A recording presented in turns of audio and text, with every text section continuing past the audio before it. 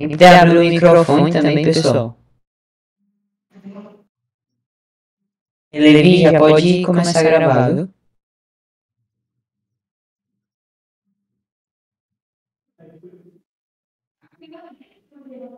Tô mostrando na tela aí, tá?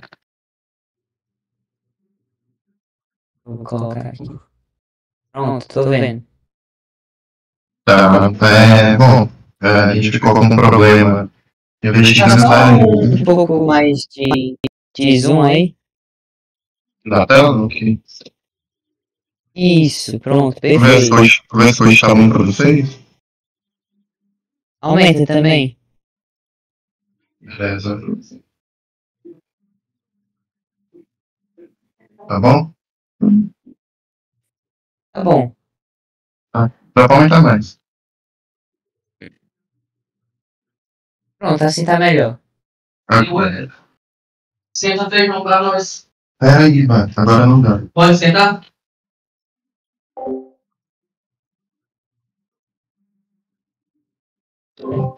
Beleza, desculpa aí. Bom, vamos lá. A gente ficou com um problema investigando a Arium.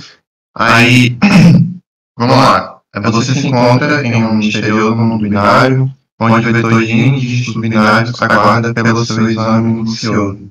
Cada dígito é 0 ou 1, criando um padrão único em toda a paisagem. Sua missão é descobrir os padrões ocultos nesse meio binário, desvendando seus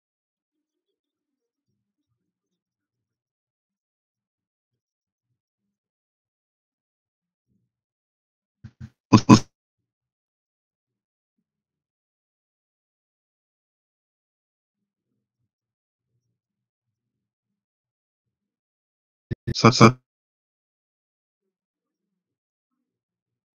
que abrem um número que são vitórias definidas por seus dígitos iniciais e finais. Por exemplo, a sequência B1, B2, B3, o subvetor inclui B1, B2, B3, B1, B2, B2, B3, B1, B2 e B3.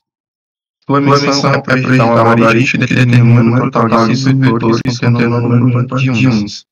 Nesta sequência binária, não se esqueça que a resposta não pode caber em um número inteiro de 32 bits.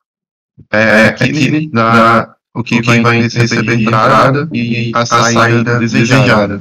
Porque a gente entendeu nessa questão é que, tipo assim, eu vou receber uma quantidade de X, que o usuário vai passar essa quantidade, eu vou receber uma quantidade de X de números para alocar nesse vetor, depois o programa vai criar todos os subvetores possíveis e logo após ele vai retornar quantos vetores possui o número ímpar. A solução mais rápida que a gente achou para isso foi o seguinte. Aqui no código... Oi. Explica só com base lá no exemplo que ele dá lá. Que é mais simples de entender. Beleza. Isso. Aqui a entrada, a primeira vez a gente está na entrada, tem um número inteiro, que vai de 1 até 10 elevado à quinta, representando o complemento da sequência binária. A segunda linha contém os N dígitos binários, B1, B2 e BN, dependendo de qual valor o usuário vai colocar aqui. E vale lembrar que esse B vai estar persistente, que vai ser obrigatoriamente 0 e 1. Representando o elemento da sequência.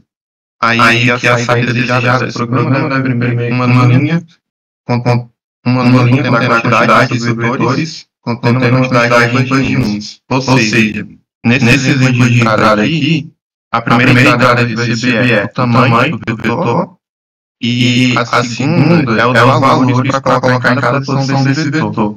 Nesse caso aqui, deixa eu ver se eu consigo. Nesse caso aqui, a gente vai ter o vetor 0, 1,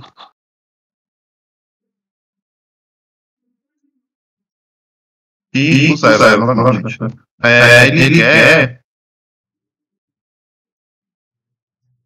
conseguir como pergunta e 1. 0 e 1,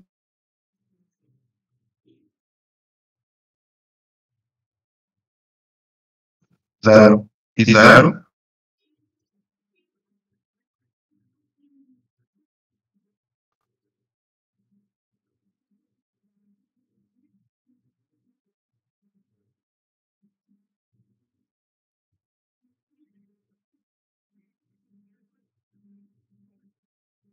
tem o outro ali. Meu Deus. Temos novamente o 1 e 0. A saída aqui vai ser 4 porque ele vai querer quantos desses aqui a gente tem um númerozinho. No caso é 1, 0 e 1, 1 e 0 e 1 e 0 novamente. A solução no código que a gente achou foi aqui, a gente foi fazer o biblioteca novamente. O que a gente pensou foi o seguinte, para mim não ter que verificar todos eles manualmente, a gente calcula a soma deles. Porque, tipo assim, quando a soma deles não, a soma de cada um deles, porque quando eu tenho uma soma que o resultado dela é par, significa que majoritariamente aqui, como ele quer, peraí, perdão, só um minuto. Vamos aqui para o código que fica mais fácil. Aí a gente definiu um int para receber os valores e o valor do tamanho do vetor. A gente trabalhou com ponteiro e alocação dinâmica nesse modelo. A gente vai definir que a variável para armazenar o local que o vetor está armazenado. E beleza, que a gente vai receber o tamanho. A partir do tamanho a gente vai alocar a memória para armazenar esse vetor. A gente tem, eu acho que lá a gente não vai utilizar essa mensagem, mas aqui nesse modelo a gente colocou as mensagens aqui no console até para facilitar a gente postar e tudo. Isso aqui ele vai cair aqui dentro quando eu não conseguir alocar a memória, quando se algum erro, alguma coisa. Aqui para cada posição do vetor, que eu estou performando com o for, ele vai receber o valor. Como a questão diz aqui, e cadê? 32 bits. Ele fala em algum local aqui. Não esqueça que a resposta não pode caber o número inteiro de 32 bits, ou seja, eu não consigo dar int.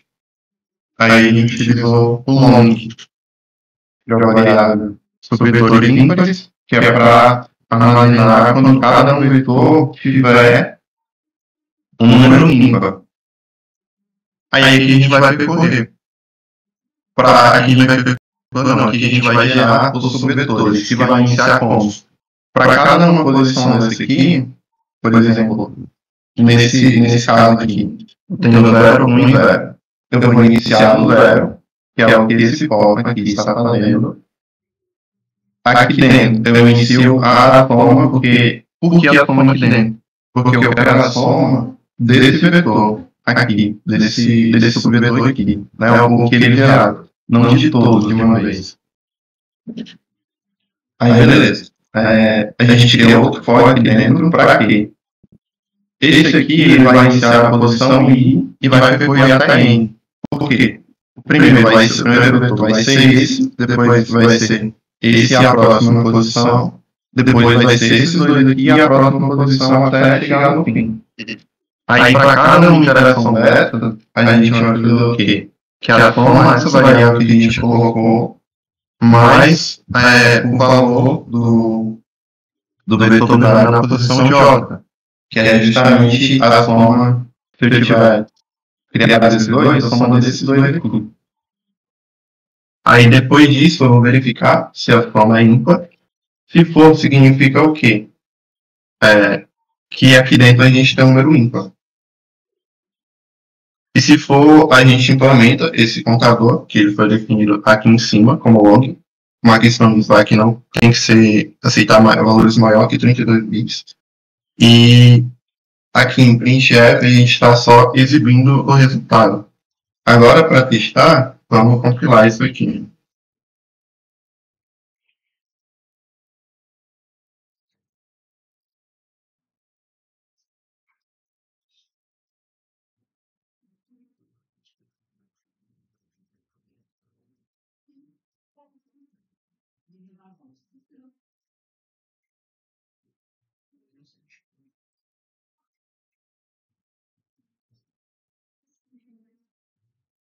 Eu digitei errado.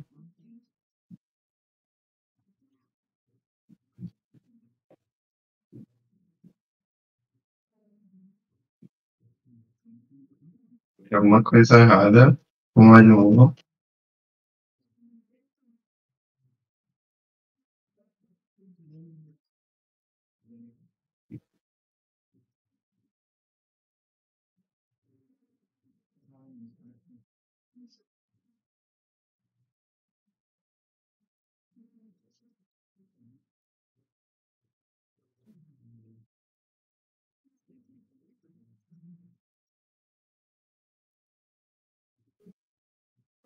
Aqui ele já vai pedir o tamanho do vetor. Vamos colocar os valores que aqui estão fáceis. Nesse caso aqui de 10. Uma entrada de 10. Os valores 1, 0, 0, 0, 1, 1, 0, 1, 1, 1, 0. Ele retorna 30, que é justamente a quantidade de subvetores que eu vou poder formar com isso aqui, que contém o número ímpar. E é isso. Beleza. Seguinte. Só uma dica. Volta lá para a execução do teu código.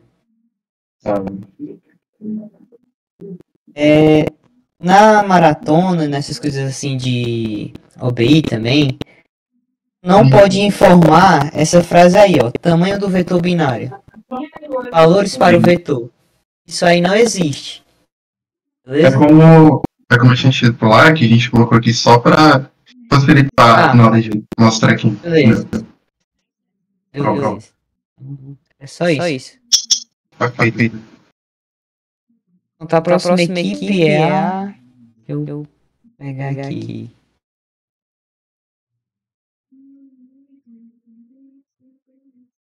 Sequência.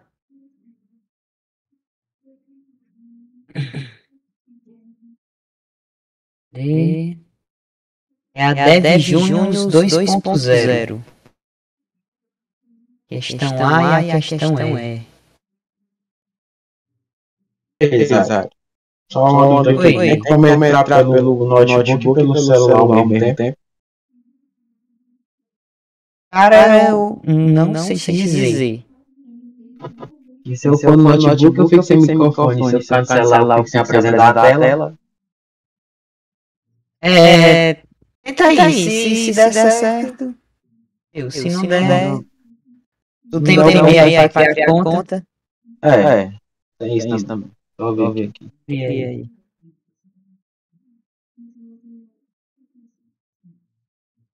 Samuel já saiu do jogo? Ainda tá aqui. Alô. Macho, fiquei na curiosidade, pô. Tá aí mostrando como se estivesse jogando. Como é que tira isso aí? Também não sei não, apareceu pela primeira vez que eu vi isso aí. Aí tô jogando não.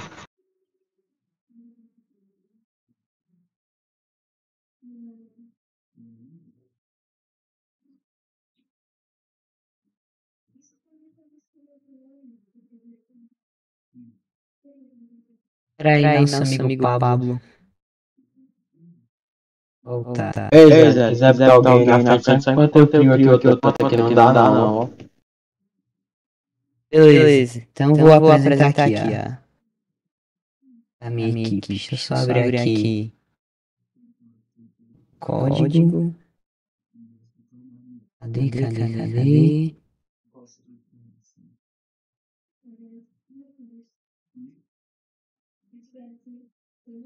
Code.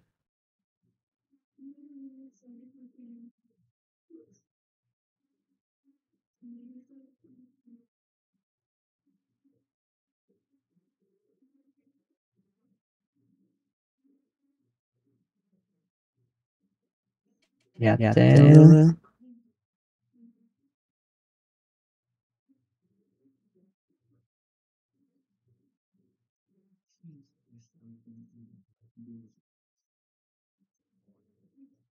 Oi.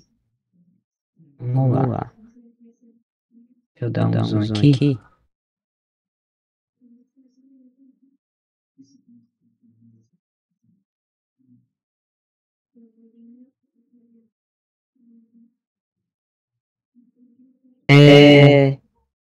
Alguns dos... Deixa eu ver. Samuel, tu pode fazer a leitura aqui dessa questão? Eu explico o código. Pode ser? Sim, mano, tá me escutando? Escutando. Show. Primeiramente, boa tarde, galera. Já começa daí, né, Sérgio? Pronto. O William está planejando suas próximas férias. Um tema recorrente em todas as suas férias é a necessidade de lidar com o cansaço. Alguns dias ele nem aproveita muito, pois depois de várias atividades, o cansaço começa a ser maior do que ele consegue suportar. Desta vez, o William teve uma ideia. Ele vai estimar o impacto de cada uma das atividades de turismo em sua disposição. Ele notou que algumas das atividades de férias, como esportes e caminhadas, são cansativas, consumindo sua disposição. Enquanto outras atividades, como peças de teatro e musicais, são revigorantes, recuperando sua disposição. Mais precisamente, o William começa com D unidades de disposição e separa suas atividades em dois grupos. C, atividades cansativas, e R, atividades revigorantes. Cada atividade cansativa requer uma certa quantidade de disposição e, portanto, consome tal quantidade quando realizada. Cada atividade revigorante lhe fornece uma certa quantidade de disposição quando realizada. Além disso, ele ordena as atividades de cada um dos grupos segundo suas preferências, pois há atividades que ele está mais ansioso para realizar. Note que atividades dos dois conjuntos podem ser intercaladas, mas o William nunca fará uma atividade de um grupo sem ter feito todas as anteriores, pois isto violaria suas preferências. Ao longo de suas férias, ao decidir qual atividade realizar em seguida, ele escolherá a primeira atividade cansativa ainda não realizada, se tiver disposição suficiente para fazê-la. Caso contrário, ele realizará a próxima atividade revigorante, ainda não realizada, se ainda houver, recuperando uma certa quantidade de disposição. Naturalmente, caso não haja mais atividades cansativas remanescentes, em algum momento, ele poderá simplesmente realizar todas as atividades revigorantes restantes. Agora, tendo em vista este processo, ele pediu sua ajuda para determinar quantas atividades, incluindo cansativas e revigorantes, ele conseguirá realizar. Pronto, Samuel. Dá só uma parada aí. No dia da maratona, tem até uma dica que eu vou dar, né? Esse texto aqui, a maioria das vezes, esse texto aqui é inútil. Ele é só para contextualizar o que vai acontecer, que é o William que quer fazer a atividade, não sei o que lá. O que vai interessar pra gente vai ser essa parte da entrada e saída. Então, a dica que eu já dou é começar a ler por aqui. Essa questão da entrada e da saída. Porventura, às vezes, muito difícil acontecer. A questão tem alguma informação que é útil nessa introdução, aí você faz a leitura, mas caso contrário, já pode partir daqui, né, da entrada e da saída. Então vai lá, Samuel. Que pede tanto na entrada quanto na saída. Esse texto é mais só para dar um contexto nisso aqui. Sim. Enfim. Vamos lá. Então a gente vai dar uma olhada na entrada. A primeira linha da entrada tem 3 inteiros. D, C e R. Indicando respectivamente. Beleza, para aí. Certo. Não, pode ler, vai, lê. Pode ler, me ajude a ler. Tá bom. Continua início de novo. Vai, indicando respectivamente. Tá. Indicando respectivamente a quantidade de disposição inicial, o número de atividades cansativas e o número de atividades revigorantes. No caso D, tem que estar limitado entre 1 e mínimo 1 e no máximo 10 elevado à quinta. O C, ao máximo 10 elevado à quarta é maior que 1, maior ou igual a 1. E o R é a mesma coisa do C, limitado por 10 elevado à... Pronto? Aí. Peraí. Tá. Então vamos lá. O que vai ser o D, o C e o R? Então o D ele vai estar representando a disposição inicial. Então a disposição inicial desse William, nesse caso aqui, foi 40. Ele fez 3 atividades. Aí, respectivamente, eu tenho aqui o 3, ou seja, ele fez 3 atividades cansativas e em seguida realizou 3 atividades revigorantes. Agora, continua a tua leitura a partir de cada uma das celinhas. Beleza, continuando. Cada uma das celinhas seguintes contém um inteiro, CI. E esse CI também tem que estar limitado. De 1 em diante até 10 elevado à quinta. Para um certo I que vai de 1 a C. Indicando o consumo de disposição para uma atividade cansativa em ordem de preferência. Quer comentar o Pronto. Então vamos ao seguinte. A primeira linha na nossa entrada, a gente tem aqui a disposição, que ele fez 3 atividades cansativas e que ele fez 3 atividades vigorantes. Esse primeiro 3 ele vai estar indicando as 3 atividades cansativas, e elas já aparecem logo em seguida. Uma custou 30, outra 20 e outra 10. Beleza? Agora continua a tua leitura. Aí, finalmente, cada uma das R linhas seguintes contém também um inteiro. RI, no caso o RI com aquela limitação, e esse I de RI na limitação entre 1 e R, tem que estar nesse intervalo, indicando o retorno de disposição para uma atividade revigorante em ordem de preferência. Pronto. Então, aqui a gente já entendeu que até aqui seriam as atividades cansativas, e essas 3 últimas aqui estão representando as atividades revigorantes. Agora vamos entender o que acontece na saída dessa questão. Continuando aqui, na saída, basicamente vai pedir para a gente imprimir uma única linha, onde essa única linha vai ter um inteiro. Onde esse número inteiro vai representar o total de atividades, incluindo tanto cansativa quanto revigorante, que o William conseguirá realizar. Beleza. Então, para esse exemplo, eu vou abrir aqui o VS Code. Aí deixa eu dar um zoom aqui. Deixar essa coisa lateral. Eu vou colocar aqui nesse de teste. Aí eu jogo pra cá. Então vamos lá. O D, ele começa com 40. Eu tenho 3 atividades cansativas, quanto também 3 atividades que são revigorantes. Então, o que vai acontecer? O William, ele vai fazer suas atividades cansativas pela ordem que elas aparecem. Então, ele vai fazer primeiro a atividade que custa 30 dele. Então, o D ficou atualizado em 10, né?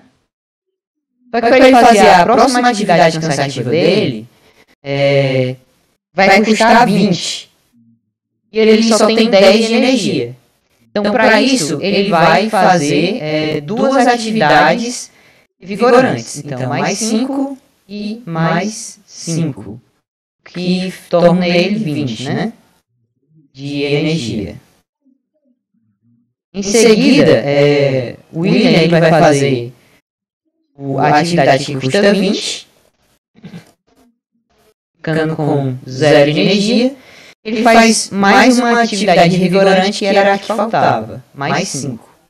Só que para ele fazer a última atividade que tem um custo para ele, que no caso é 10, ele não vai conseguir fazer, porque ele só tem 5 de energia. Então, nesse caso, ele fez a atividade que custou 30, a atividade que custou 20 e as 3 atividades revigorantes. Então, ele totalizou assim 5 atividades realizadas, beleza? Vamos analisar a outra entrada. A gente tem 3 entradas. Aqui vai seguir o mesmo princípio. Ele vai fazer a atividade, ele está com 40, né, de energia. Ele não consegue fazer a atividade que custa 60. Para isso, ele vai fazer as 2 atividades revigorantes. E uma custa 5 e a outra custa 10. totalizando 55 de energia. Mas, dessa mesma forma, ele também não consegue fazer a que custa 60 e nem a que custa 80. Mas como ele fez duas atividades, então eu colocarei o 2, né? E, por fim, a gente vai ter o seguinte. O William, ele tem 100 de energia. Ele tem 3 atividades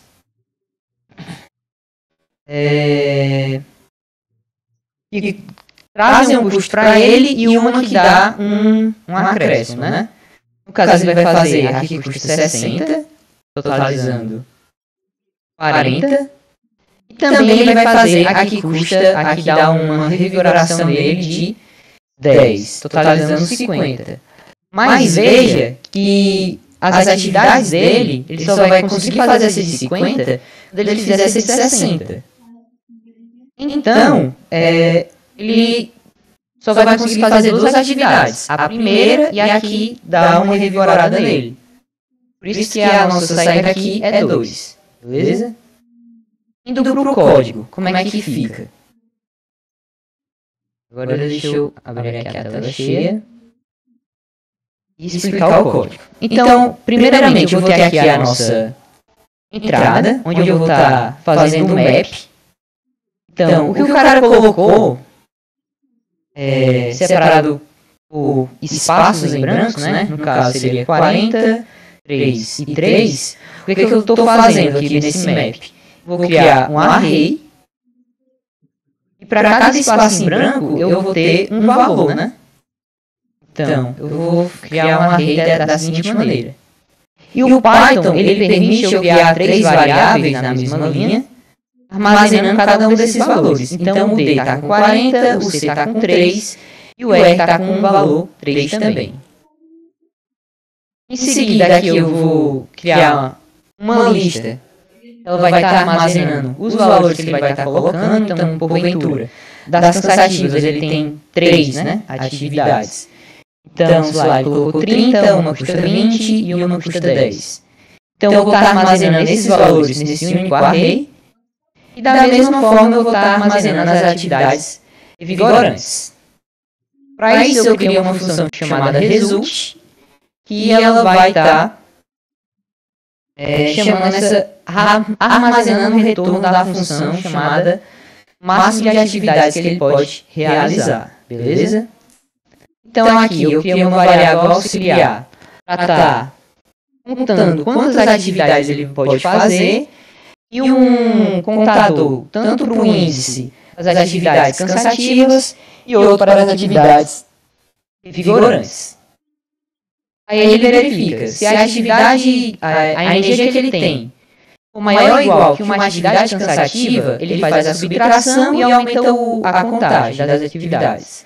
Caso contrário, ele vai colocar uma atividade revigorante. Vai acrescentar no D. Beleza? E aumenta o índice das atividades revigorantes. Em seguida, ele só vai contar aqui, novamente, a atividade que ele realizou, da atividade revigorante. E, por fim, ele faz, caso tenha sobrado alguma atividade revigorante restante, ele faz a subtração da quantidade que sobrou com o índice que parou no R-index. Em seguida, ele só dá o retorno da quantidade de atividades que ele realizou. Vou estar executando aqui essa questão. Vou rodar aqui o código do Python. Vou pegar aqui uma entrada. Deixa eu copiar isso aqui. Opa. Ctrl Shift V. Enter. Então, aqui é o 5 que representa as 5 atividades que ele pôde realizar nesse primeiro exemplo. Em seguida, eu tenho esse aqui. Deixa eu executar novamente. Dou um Enter. A resposta é 2. E por fim, eu tenho aqui esse outro exemplo. Vou colar aqui. Dou Enter e a resposta é 2.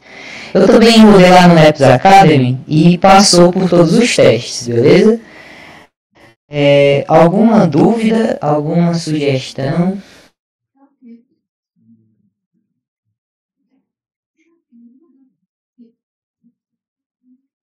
Aparentemente não, né? O Pablo, tu conseguiu já fazer o login? Ou eu passo para a sua equipe? Então tu consegue já apresentar aí? Dá sim. Pois beleza. Vou parar aqui a minha transmissão. Começa a tua. Então só.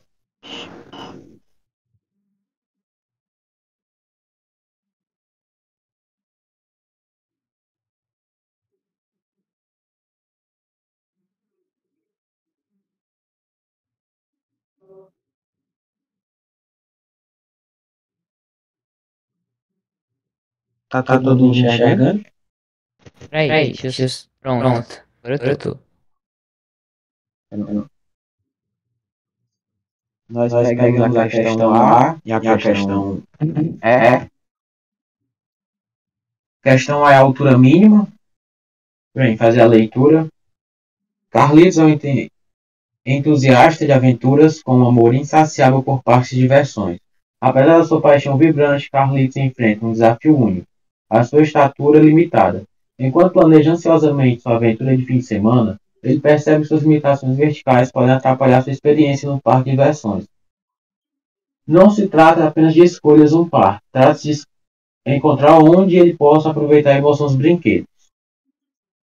Aí aqui ele vai dar toda a introdução do parque, e no final ele vai dizer que nossa tarefa é ajudar a Carlitos a encontrar um brinquedo que a altura dele não seja um limitador. A entrada da questão vai conter uma linha com dois números inteiros, N, informando o número de brinquedos, e H representando a altura de Carlitos. N pode ser de 1 até 6 brinquedos, e a altura dele pode ser de 90 centímetros até 200. Na segunda linha de entrada serão fornecidas as alturas dos brinquedos, que obedecem à mesma regra da altura de Carlitos. O mínimo é 90 e o máximo é 200. E o programa deve imprimir o total de brinquedos que Carlinhos consegue ir no parque.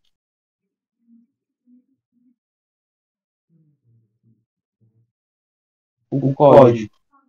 Tá dando pra ver o código, né? Fecha só essa aba do lado e dá um pouco mais de zoom.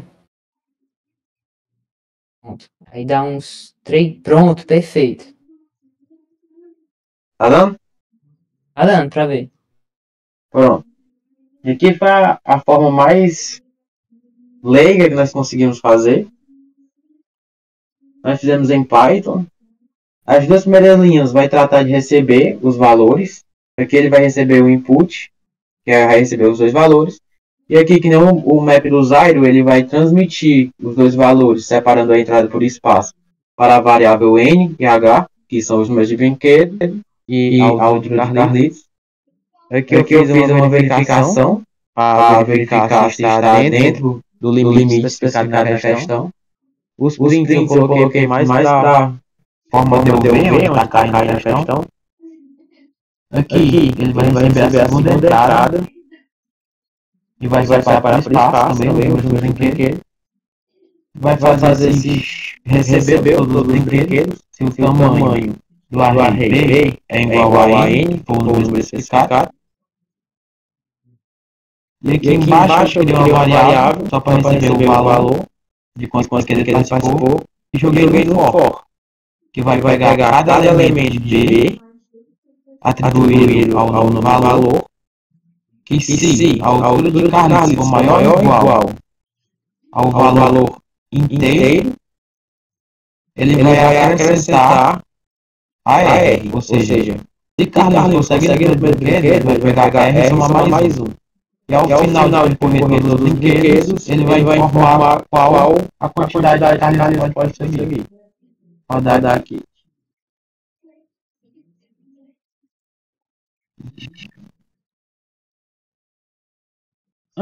Tinha em cima já quando ela pega o terminal. Vou pegar um caso de teste.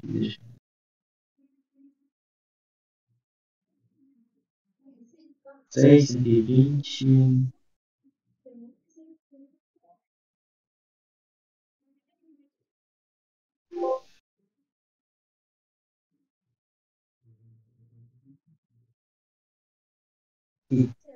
Aí no final ele imprime a resposta. Essa foi a primeira questão.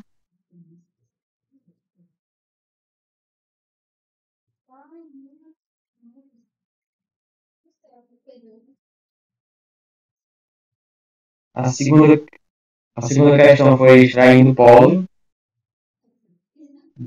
Aqui, do mesmo jeito, ela dá uma introdução.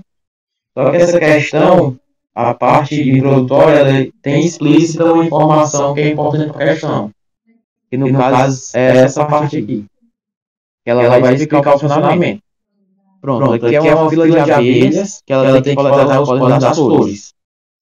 E o funcionamento dela se dá assim: quando uma abelha visita uma flor, ela deve coletar uma quantidade de pólen igual à soma dos dígitos totais de pólen normalmente naquela flor. Por exemplo, se a flor tem 123 grãos de pólen, a abelha que é visitada deve coletar 1 mais 2 mais 3 igual a 6.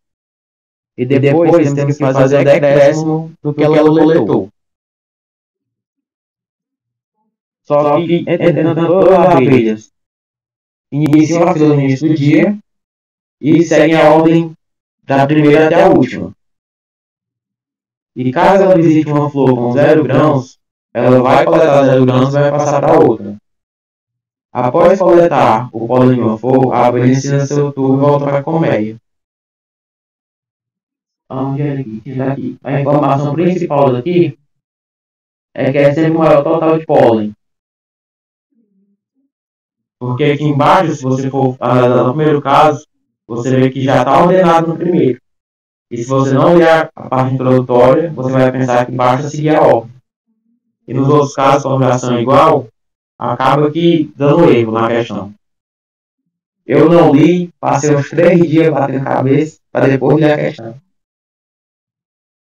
Aí aqui, ela vai receber na primeira linha 2 números inteiros, N especificando o número total de flores e K especificando o número total, a posição da abelha Gertrude, que é a que nós queremos saber, na fila de abelhas.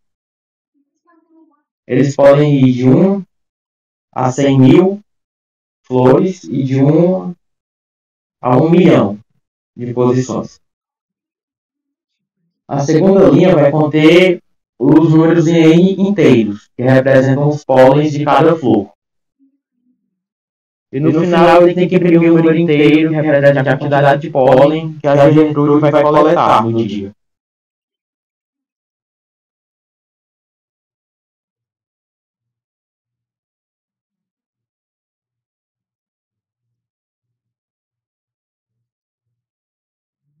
Fica muito pequeno se eu deixar desse tamanho? Pra enxergar.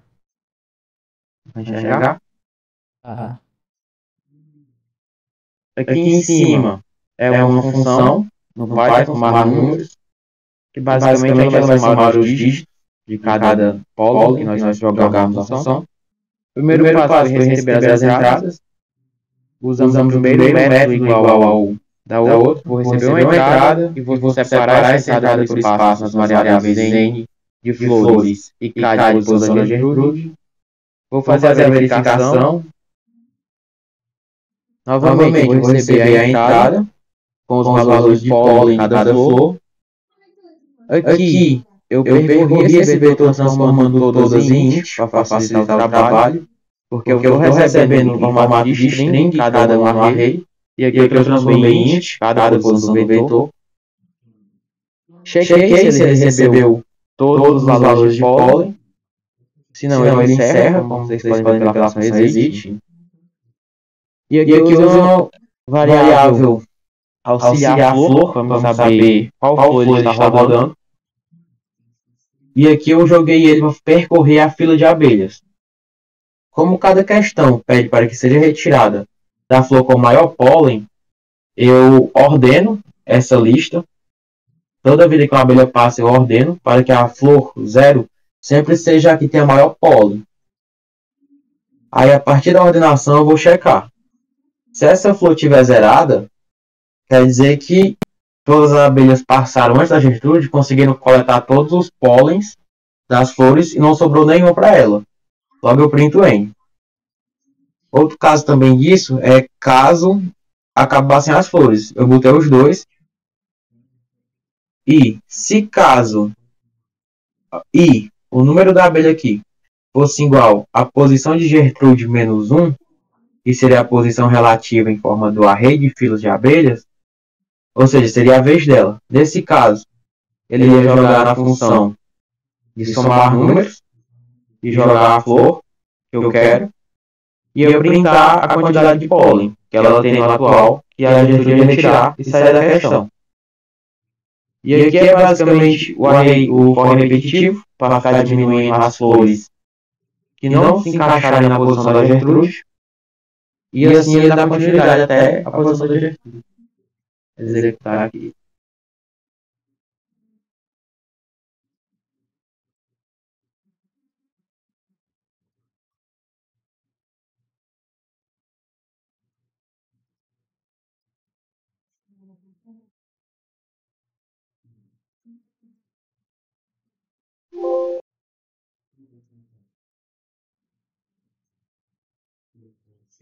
Número de flores, posição da Gertrude, o número de pólen em cada flor e o resultado.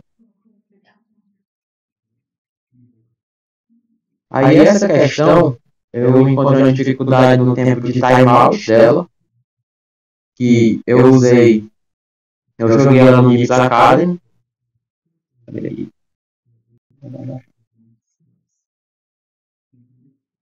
Esse padrão de resolução do algoritmo, ele resolve todas as questões possíveis, porém quando você joga no Nips, como ele está indo flor a flor, ele está ficando uma resolução de O de N, ficando muito longo, e acaba que não dá o resultado inteiro. Eu com alguns membros da equipe, estávamos discutindo essa questão. Infelizmente teve uns imprevistos, nós não conseguimos aplicar, mas nós chegamos a uma teoria de reduzir a fila. Como que nós faríamos isso? Eu estava até mexendo nas manhãs quando eu terminei. Eu fiz uma estrutura de flor, para ficar mais fácil de reduzir. Vou ter algumas funções, que seria basicamente calcular a ordem. Porque se você pegar os outros exemplos, nós temos flores que são repetidas. Então nós estaríamos fazendo o quê? Retirando dessa flor 3 vezes para poder zerar, e depois a gente tem que fazer 3 vezes a mesma. Então a solução foi calcular a ordem dessa flor. O que seria a ordem? O quanto de vezes ela se repete naquela lista. Ou seja, nós temos uma flor que tem a quantidade de pólen e a ordem. Se ela tem 4 flores que tem o mesmo valor.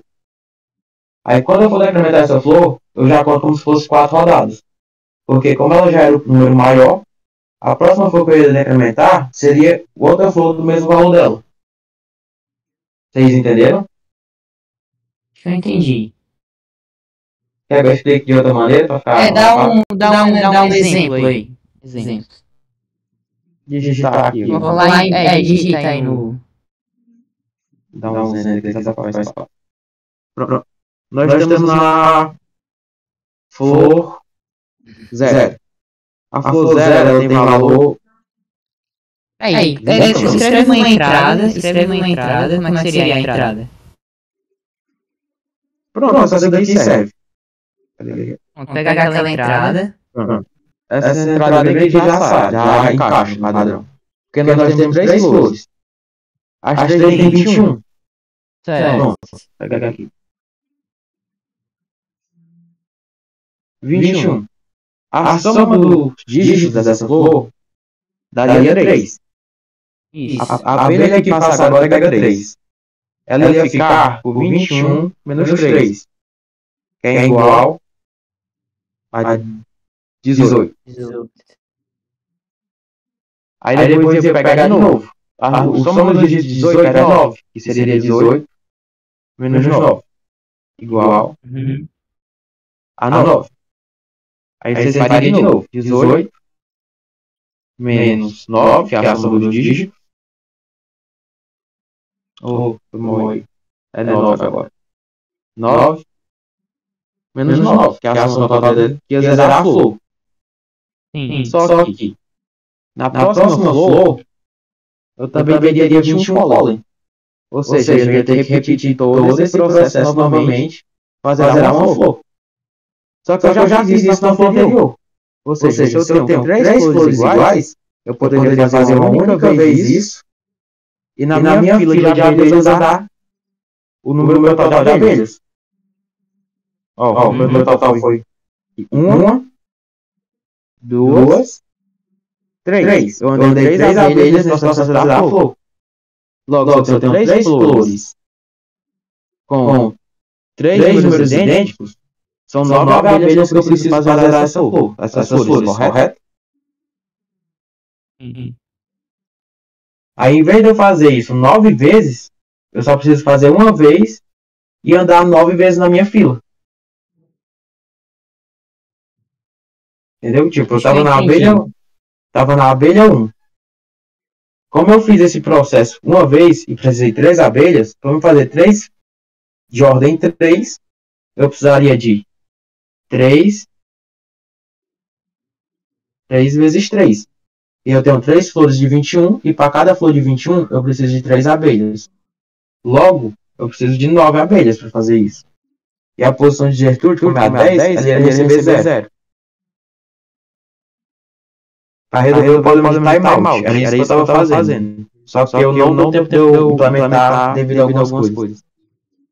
Beleza, Pablo.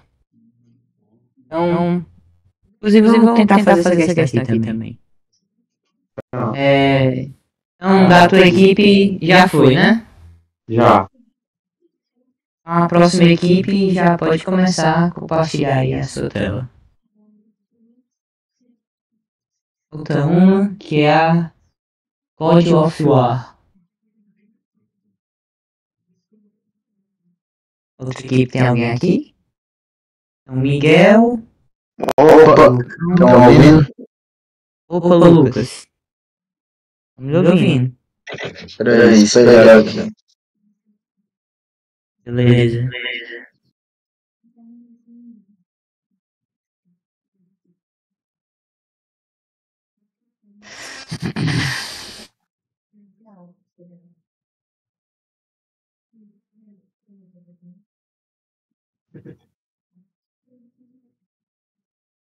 Tá dando pra ver a questão? Tá dando certo. Pronto. Show. Bom, a minha equipe ficou com o problema L. Tem como título lexicograficamente agradável. Certo? A gente não conseguiu resolver ela. Eu pelo menos tentei, mas eu tive muita dificuldade primeiro na interpretação dela, de entender o que ela pedia de fato. E eu até tive algumas ideias de como poderia resolver, mas eu não cheguei a conseguir terminar. Mas a questão basicamente é a seguinte. A questão vai falar de 2 amigos que eles vivem numa vila, e aí eles recebem uma carta. E aí nessa carta eles recebem uma charada, que seria o quê? É uma string S e um número inteiro. E aí vai dizer o seguinte, a questão. Nesta charada foram dados um inteiro K e uma string S contendo apenas letras minúsculas, que pode ser alterado de acordo com uma curiosa regra. A cada momento os aldeões têm a liberdade de escolher um índice I, e magicamente os caracteres SI e SI mais K trocam de posição. A charada é resolvida quando a string lexicograficamente mínima, usada apenas para operações que respeitem a regra imposta pela charada, foi encontrada. Aí, esse resto do texto é como o Zé falou, é só enrolação. Dizem que ia demorar para encontrar e precisa de ajuda. Minha primeira dificuldade foi para entender o que era uma string lexicográfica mínima. Eu vou tentar explicar aqui baseado no que eu entendi, certo? Qual é a ideia? Vamos para esse exemplo de entrada 2 aqui, que talvez fique mais fácil de entender. O que eu vou fazer? Eu vou percorrer a minha string, em cada posição da minha string, em cada elemento, né, da minha string, eu vou comparar com o elemento que está K posições à frente, certo? E aí eu vou ver qual é a letra que vem antes, porque eu quero fazer em ordem alfabética, né, a menor possível. Então, por exemplo, nesse exemplo 2 aqui, a gente tem essa string N, J, O, B. Aí, o que eu vou fazer? Eu vou para o primeiro elemento, que é o N, e aí eu vou comparar o elemento que está a duas posições à frente, por isso o número 2. O número 2 é o K. Então, eu vou pegar o N e vou comparar com o elemento que está a duas posições à frente, que seria o O. E aí eu comparo se o N, entre N e O, né, quem é que vem primeiro, porque eu quero fazer a string mínima, esse é o sentido. E aí eu faço essa comparação e vejo quem é de fato o que vem antes. Se N for o que vem antes, eu, por exemplo, eu vou deixar N, senão eu vou trocar, ok? Porque eu poderia trocar aí, tipo assim, fazer essa troca independente de um ser menor que o outro, de um vir antes que o outro, mas como eu quero o mínimo, vou estar fazendo essa comparação. Se a letra for menor, eu troco, se não, eu deixo na mesma posição. E a ideia é que eu faça isso por todo a minha string, e aí, baseado nisso, eu encontro a string de menor tamanho. Lembrando, eu só posso comparar baseado nessa distância aqui, desse número inteiro. Então, eu não poderia comparar, por exemplo, o O com o A. Não, eu teria que comparar, por exemplo, o J com o A. Teria que comparar o N com o O, porque o meu K, ele tem valor 2, certo? Aí eu não consegui fazer, mas o que foi que eu pensei? Tem mais algum outro exemplo aí ou é só esses dois? Só esses. Ah. É porque o Vitor Jones está aqui na... O Fios Guru, eu acho, né?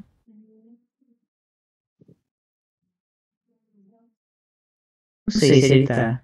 Mas é que eu lembro que lá no dia da prova a gente teve até uma ideia. Eu não sei se, por exemplo... Ah, tá sem microfone. Tu consegue digitar aí o Vitor no WhatsApp ou pelo Discord? Tu sabe qual foi a ideia pra fazer essa questão?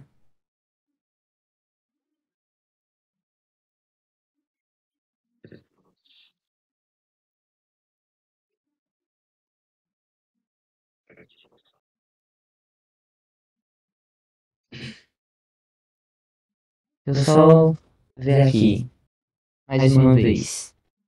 Um dia uma misteriosa carta chegou na casa dos amigos, fechada com uma sigam dentro do envelope, eles estavam lá. Nessa charada foram dados um inteiro K e uma string S, tendo letras minúsculas que pode ser alterada de acordo com uma curiosa regra. A cada momento, os leitores têm a liberdade de escolher si e magicamente os caracteres SI e SI mais K trocam de lugar. Então, peraí. SI e SI mais K. A charada é resolvida quando a string é lexicograficamente mínima, usando apenas operações que respeitam a regra imposta pela charada ou encontrada. Aí, pelo que eu entendi, tipo assim, eu sempre vou fazer essa troca, né? Só que eu quero a string mínima, né? Vamos dizer assim. Então, o que eu pensei foi que a gente poderia criar um array, uma lista, e colocar todas as vezes que a gente trocar de posição. E aí buscar, toda vez que a gente for buscar fazer essas trocas, a gente verificar nessa lista, se a gente já não fez, para a gente não ficar fazendo trocas à toa. E sempre guardar qual foi a string mínima que a gente conseguiu até aquela troca. Eu não sei se está dando para entender. Eu acho que eu saquei aqui qual é a questão. Eu acho que ele tá pegando aqui, ó, os últimos 4 caracteres. Então ele tá pegando, ó, o A, B. Aí ele tá fazendo ela ao contrário. Tipo em teoria da computação. Não tem lá A, B. Aí tu quer fazer o reverso dela, que é B, A. Entendeu? Então esse 4 aí, pelo que eu tô percebendo, ele tá sinalizando que ele tá pegando esses últimos 4 caracteres, ele inverteu e jogou o Z pro final. A mesma coisa acontece nesse exemplo 2, ó. Ele pega os 2 últimos, que é o B e o A, ele faz o reverso, que fica BA, e junta com o final, que é o NJO. Aí fica banjo. É uma teoria, tá ligado? Tô ligado. Eu acho que foi isso que a gente pensou lá no dia, mas a gente não tinha... Como a gente não tinha nada impresso, nem algum código pronto, a gente não soube desenrolar essa questão. Eu acho que foi isso, né, Vitor?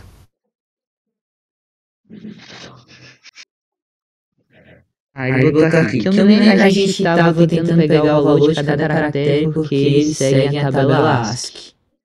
Fazia a soma de outros caracteres. E ia trocando os caracteres com base nesse valor. A gente não sabia a função que pegava o valor em Python.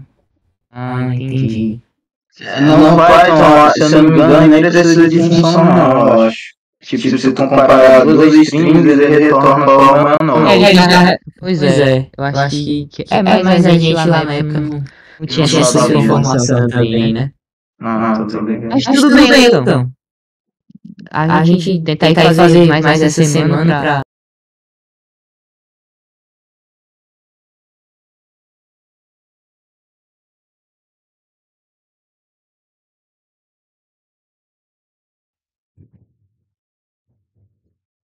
As equipes já...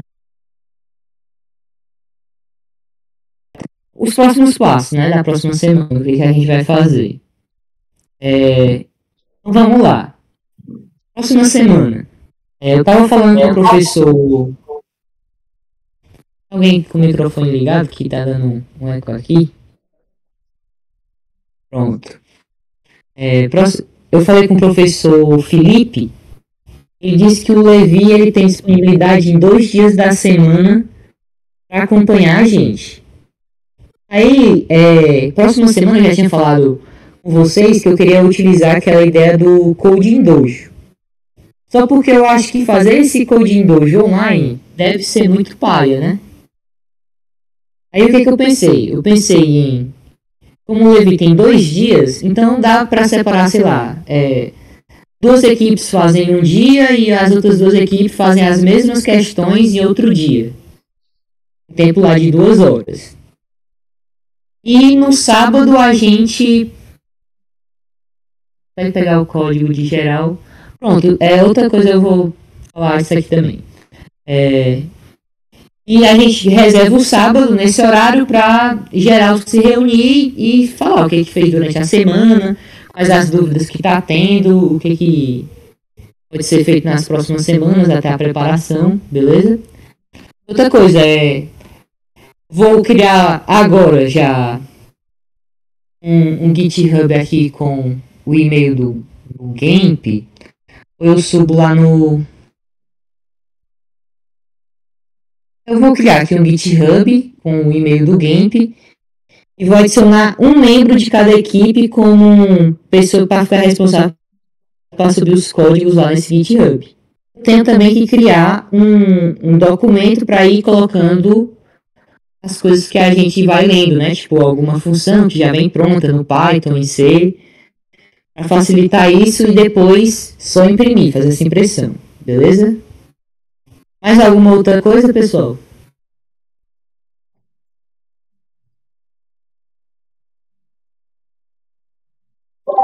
Quais seriam os dias que o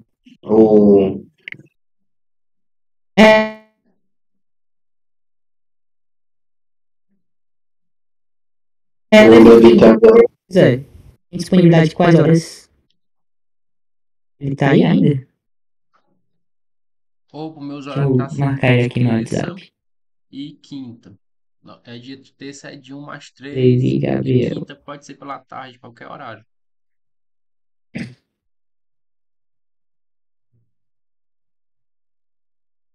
Deu pra ouvir aí? Deixa eu falar, Levi. Abriu o microfone, fechou, não sei. Vocês estão ouvindo, não? Não te escuto. Se tu tá falando, eu não tô te escutando.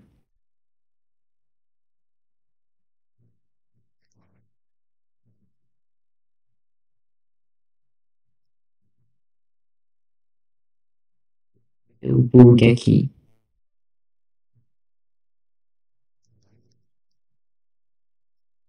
Ó, aperta aqui. Quais? Ele tem disponibilidade na terça, de 13 às 15 e quinta pela tarde. Qualquer coisa, caso não dê para duas equipes estar em um horário específico, a gente vê um dia que duas equipes estão e o Levi só agenda a sala. Caso ele também não tenha disponibilidade de acompanhar. Obviamente vocês têm que ter maturidade, que você está em um ambiente da UFC e que tem que deixar tudo organizado e sem nenhum problema, né?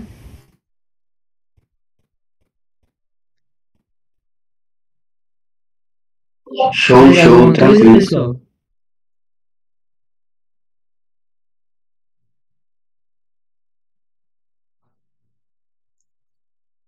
Se ninguém tem mais nada, então decreto que encerrou a aula de hoje, né?